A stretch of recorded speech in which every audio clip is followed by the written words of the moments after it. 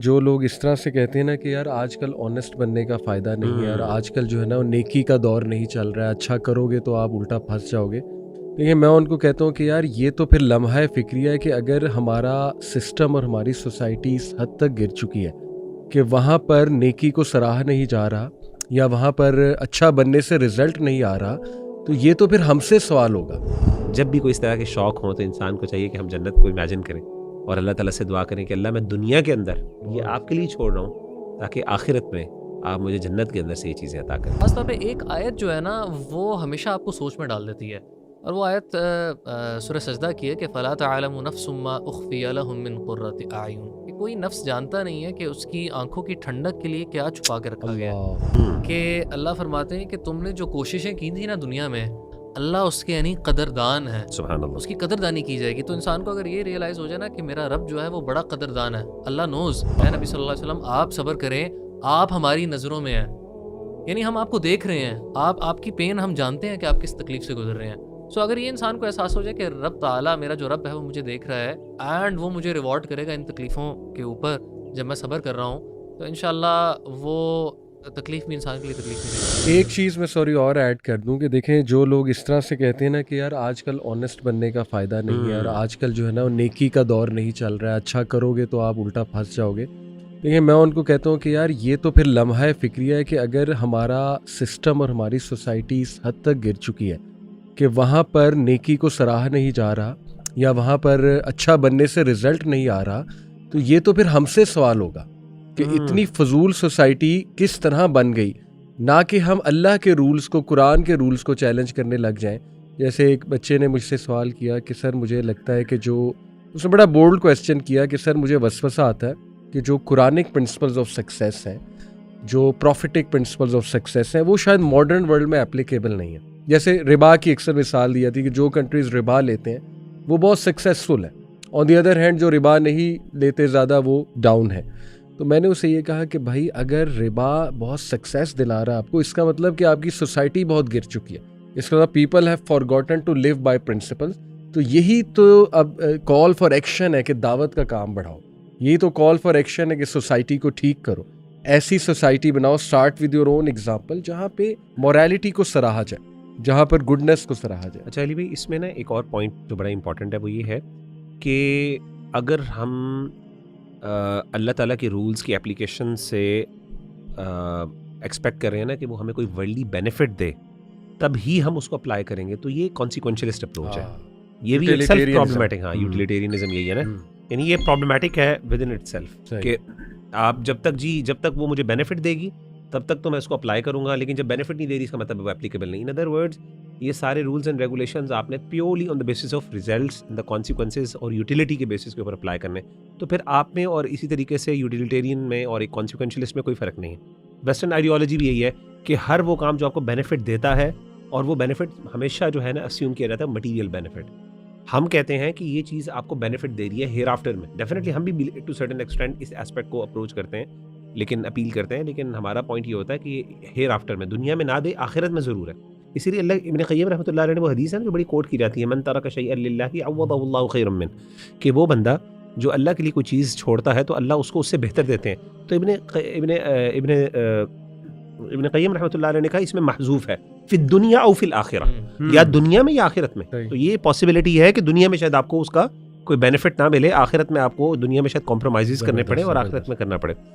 अली भाई, आपने माशाल्लाह जन्नत की मिसाल दी, तो मैं समझता हूँ कि आजकल के दौर में ना जन्नत का तज़किरा होना बहुत ज़रूरी है। एब्सोल्युटली। मटीरियलिस्टिक दौर है और इसमें बहुत सी जो से लोगों की ना वो ऐसे लोगों से या ऐसे कंटेंट से इन्फ्लुएंस हो रहे हैं, ख़ासतौर पे सोशल मीडिया के ऊपर, वीलॉग्स भी, मिलियनेयर्स, बिलियनेयर्स, और उनकी जो लैविश लाइफस्टाइल्स हैं बहुत ज़्यादा कल्चर के, यानी हमारे जो है ना वो लोग उस कंटेंट को देखते हैं और उससे फिर ज़ाहिर इंस्पायर भी होते हैं, और बाकायदा इस पर अब किताबें भी लिखी जा रही होती हैं, तो how to become a millionaire और अ बिलियनेयर, मतलब बाकायदा एक वर्च्यू बन गया इन इटसेल्फ ना ये काम।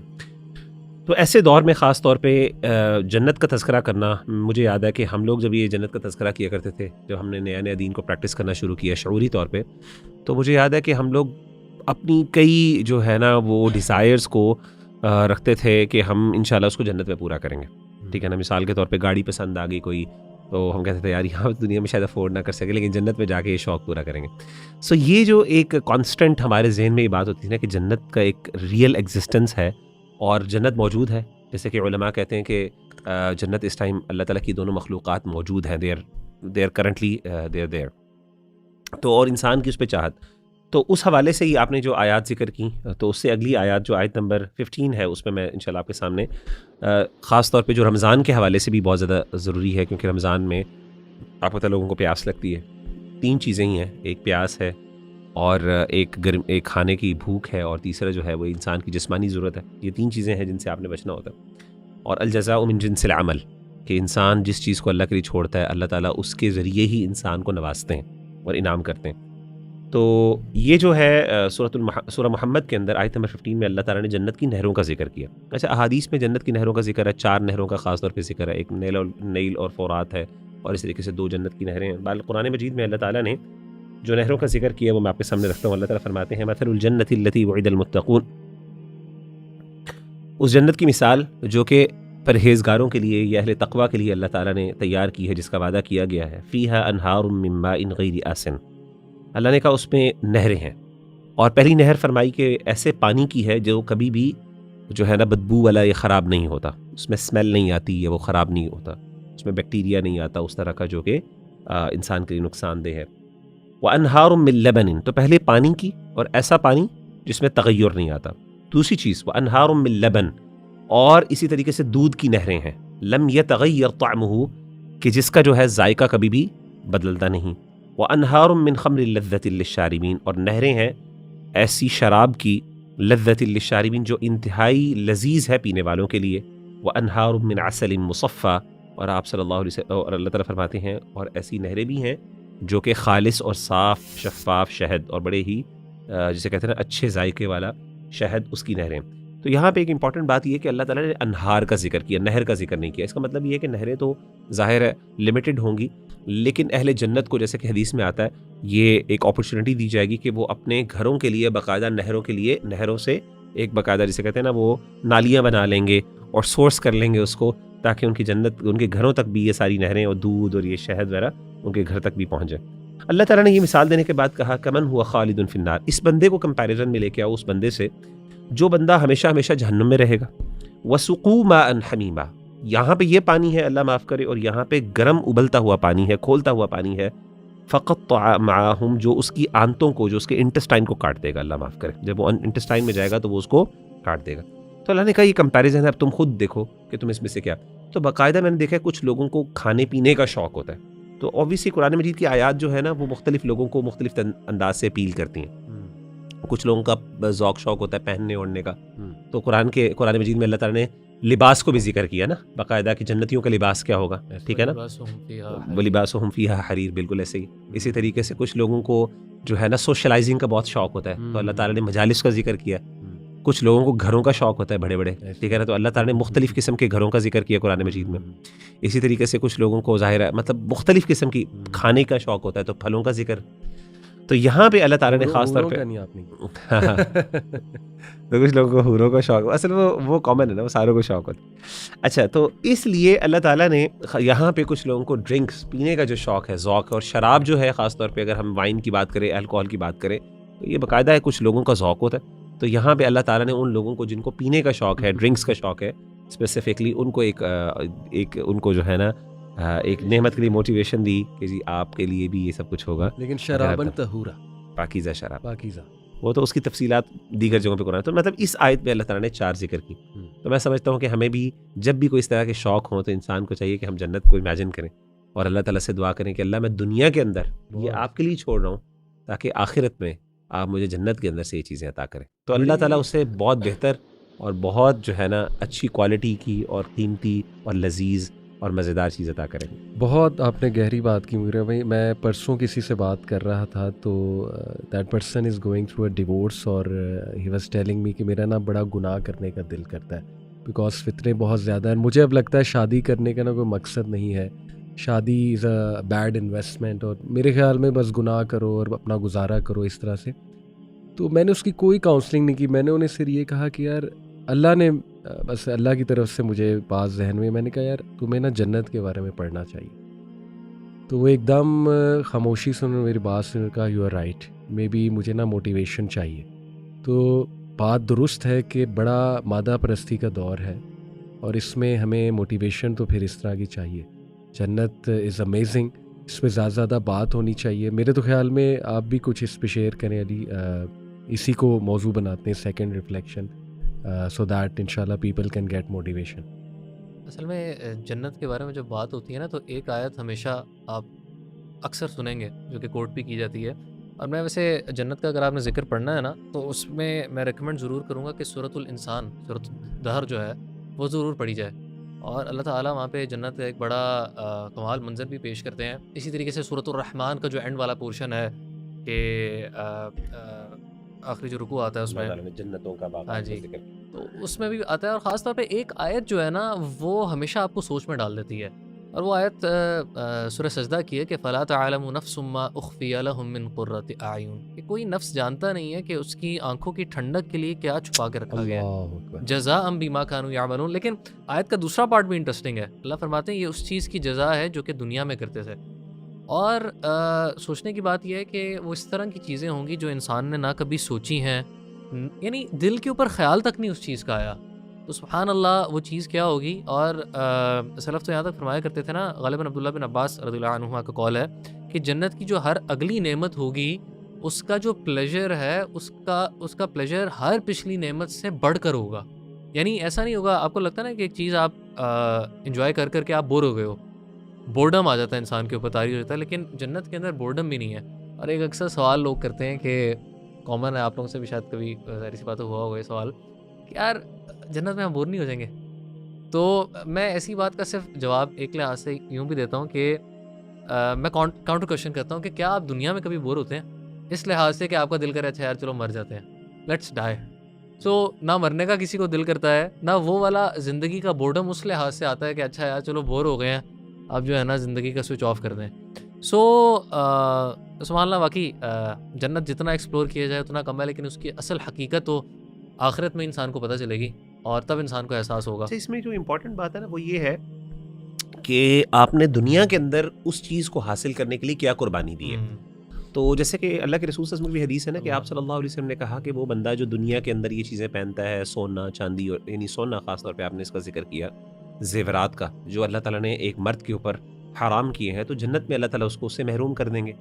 तो महसूस ही होता है कि इसके मद्दे मुकाबिल वो बंदा जो दुनिया के अंदर किसी वजह से टेस्टेड एंड ट्रायल्ड है बिकॉज ऑफ सर्टन रीज़न, तो वो अगर अल्लाह के लिए उसको छोड़ता है, अपने आप को महफूज रखता है और उन चीज़ों को अवॉइड करता है, specifically despite having a lot of attraction and desire for that thing, तो अल्लाह ताला जन्नत में उसको उसी स्पेसिफिकली चीज़ से कंपनसेट करेंगे और उसको देंगे। अल जज़ाउ मिन जिन्सिल अमल का जैसा उसूल है ना, वो आयत भी है ना कि हल जज़ाउल इहसानी इहसानी इल्लल इल्लल इहसान। इहसान। अल्लाह फरमाते हैं कि एहसान का जज़ा हाँ। एहसान के अलावा और क्या है। तो यानी कहने का मतलब है, मैं यही कहता हूँ भाइयों को, यार आपकी जितने शौक है ना वो जन्नत में अल्लाह पूरे कर देंगे।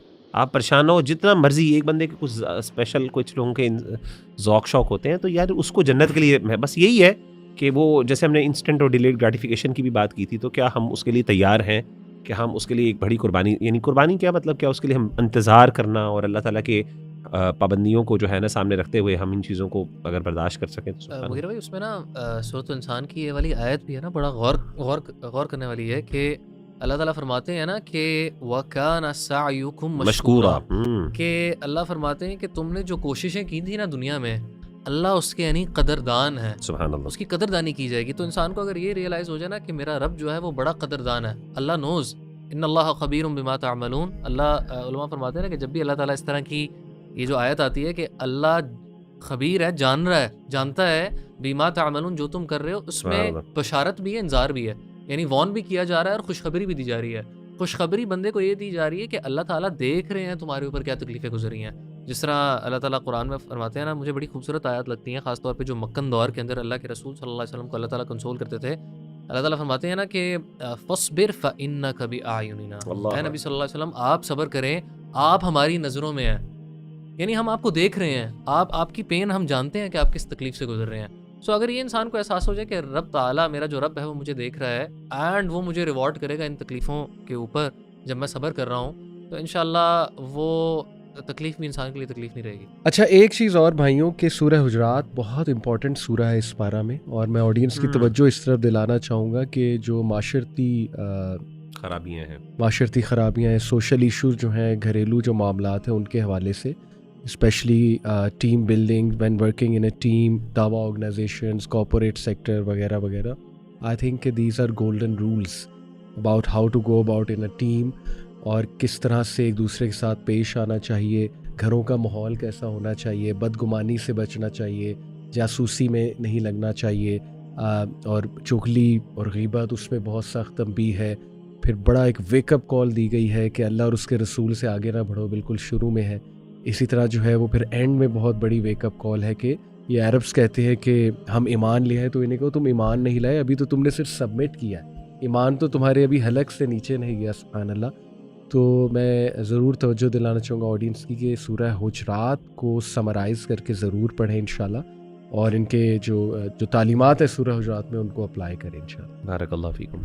सिर्फ समराइज़ नहीं बल्कि तफसील में पढ़ें इंशाल्लाह। एक चीज़ मैं और ऐड कर दूं कि देखें, जो लोग इस तरह से कहते हैं ना कि यार आजकल ऑनेस्ट बनने का फ़ायदा नहीं है, यार आजकल जो है ना वो नेकी का दौर नहीं चल रहा है, अच्छा करोगे तो आप उल्टा फंस जाओगे। देखिए, मैं उनको कहता हूँ कि यार ये तो फिर लम्हा फ़िक्रिया है कि अगर हमारा सिस्टम और हमारी सोसाइटी इस हद तक गिर चुकी है कि वहाँ पर नेकी को सराहा नहीं जा रहा, या वहाँ पर अच्छा बनने से रिज़ल्ट नहीं आ रहा, तो ये तो फिर हमसे सवाल होगा कि इतनी फजूल सोसाइटी किस तरह बन गई, ना कि हम अल्लाह के रूल्स को, कुरान के रूल्स को चैलेंज करने लग जाएं।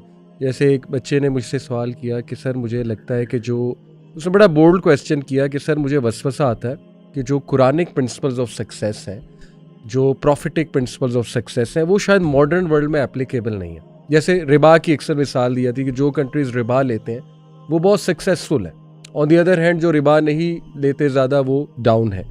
तो मैंने उसे ये कहा कि भाई अगर रिबा बहुत सक्सेस दिला रहा है आपको, इसका मतलब कि आपकी सोसाइटी बहुत गिर चुकी है, इसका मतलब people have forgotten to live by principles. तो यही तो अब कॉल फॉर एक्शन है कि दावत का काम बढ़ाओ, यही तो कॉल फॉर एक्शन है कि सोसाइटी को ठीक करो, ऐसी सोसाइटी बनाओ, start with your own example, जहाँ पे मोरालिटी को सराहा जाए, जहाँ पर गुडनेस को सराहा जाए। अच्छा अली भाई, इसमें ना एक और पॉइंट जो बड़ा इंपॉर्टेंट है वो ये है कि अगर हम अल्लाह ताला के रूल्स की एप्लीकेशन से एक्सपेक्ट कर रहे हैं ना कि वो हमें कोई वर्ल्डली बेनिफिट दे, तब ही हम उसको अप्लाई करेंगे, तो ये कॉन्सिक्वेंशियलिस्ट अप्रोच है। ये भी एक सेल्फ प्रॉब्लमेटिक, हाँ, यूटिलिटेरियनिज्म यही है ना, यानी ये प्रॉब्लमेटिक है विद इन इटसेल्फ कि आप जब तक वो मुझे बेनिफिट देगी तब तक तो मैं इसको अप्लाई करूंगा, लेकिन जब बेनिफिट नहीं दे रही इसका मतलब वो एप्लीकेबल नहीं। इन अदर वर्ड्स, ये सारे रूल्स एंड रेगुलेशंस आपने purely on the basis of results and the consequences और यूटिलिटी के बेसिस के ऊपर अप्लाई करने, तो फिर आप में और इसी तरीके से यूटिलिटेरियन में और एक कॉन्सिक्वेंशलिस्ट में कोई फ़र्क नहीं है। वेस्टर्न आइडियोलॉजी भी यही है कि हर वो काम जो आपको बेनिफिट देता है, और वो बेनिफिट हमेशा जो है ना अस्यूम किया जाता है मटीरियल बेनिफिट। हम कहते हैं कि ये चीज़ आपको बेनिफिट दे रही है हेयर आफ्टर में, डेफिनेटली हम भी टू सर्टेन एक्सटेंट इस एस्पेक्ट को अप्रोच करते हैं, लेकिन अपील करते हैं, लेकिन हमारा पॉइंट ये होता है कि हेयर आफ्टर में, दुनिया में ना दे, आखिरत में ज़रूर है। इसीलिए अल्लाह इब्न क़य्यिम रहमतुल्लाह अलैह ने वो हदीस है ना जो बड़ी कोट की जाती है, मन तरक शैअन लिल्लाहि अव्वदहुल्लाहु खैरम मिन, कि वो बंदा जो अल्लाह के लिए कोई चीज़ छोड़ता है तो अल्लाह उसको उससे बेहतर देते हैं। तो इब्न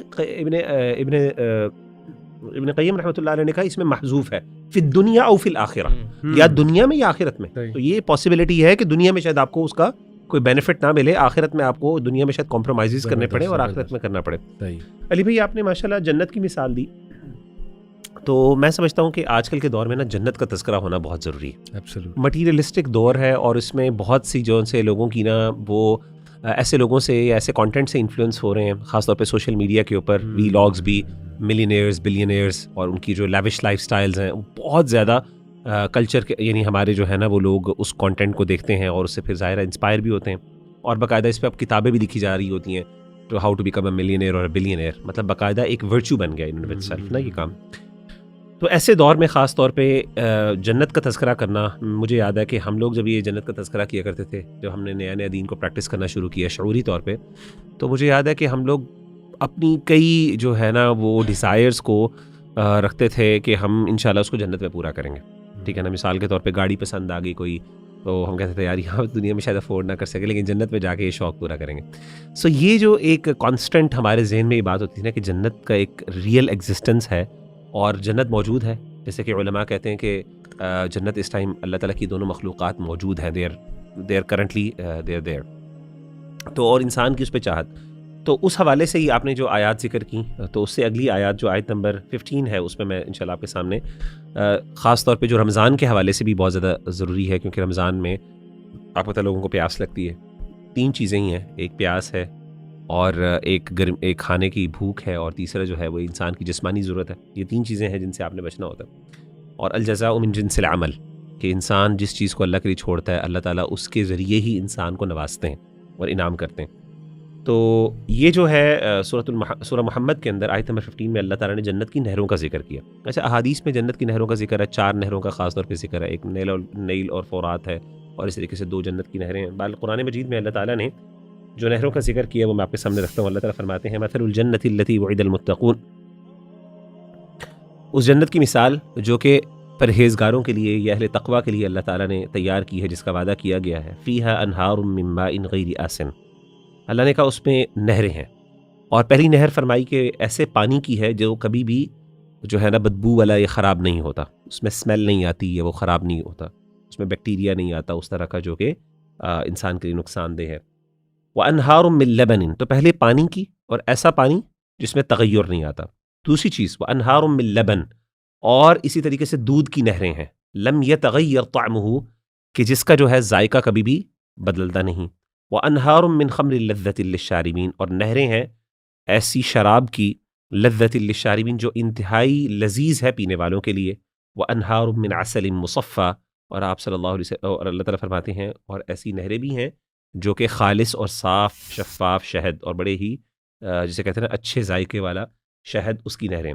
तो यहाँ पे एक इंपॉर्टेंट बात यह कि अल्लाह ताला ने अनहार का जिक्र किया, नहर का जिक्र नहीं किया। इसका मतलब ये है कि नहरें तो ज़ाहिर है लिमिटेड होंगी, लेकिन अहले जन्नत को, जैसे कि हदीस में आता है, ये एक अपॉर्चुनिटी दी जाएगी कि वो अपने घरों के लिए बाकायदा नहरों के लिए, नहरों से एक बाकायदा जिसे कहते हैं ना वो नालियाँ बना लेंगे और सोर्स कर लेंगे उसको, ताकि उनकी जन्नत, उनके घरों तक भी ये सारी नहरें और दूध और ये शहद वगैरह उनके घर तक भी पहुँच जाए। अल्लाह ताला ने ये मिसाल देने के बाद कहा, कमन हुआ खालिदुन फिन्नार, इस बंदे को कंपैरिजन में लेके आओ उस बंदे से जो बंदा हमेशा हमेशा जहन्नुम में रहेगा। वसुकू माअन हमीमा, यहाँ पे ये पानी है, अल्लाह माफ़ करे, और यहाँ पे गर्म उबलता हुआ पानी है, खोलता हुआ पानी है। फ़क़त्तअ माअहुम, जो उसकी आंतों को, जो उसके इंटेस्टाइन को काट देगा, अल्लाह माफ़ करे, जब वो इंटेस्टाइन में जाएगा तो वो उसको काट देगा। तो अल्लाह ने कहा ये कंपैरिजन है, अब तुम खुद देखो कि तुम इसमें से क्या।